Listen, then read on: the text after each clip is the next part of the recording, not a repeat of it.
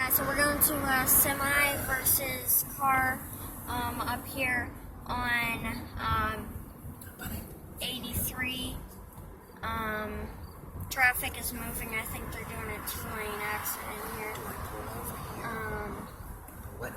So, yeah. They're again traffic moving.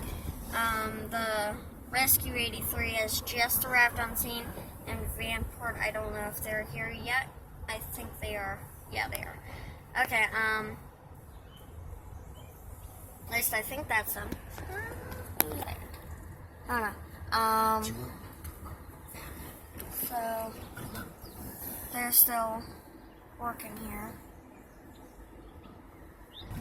Alright guys, so, yeah, we're still doing this here. I think that might be the truck involved. I don't think so, though, because there is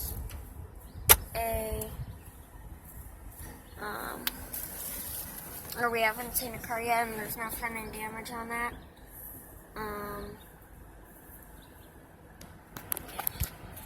Alright guys, so Brighton Township is leaving soon right now. Yeah, here's the rescue truck leaving.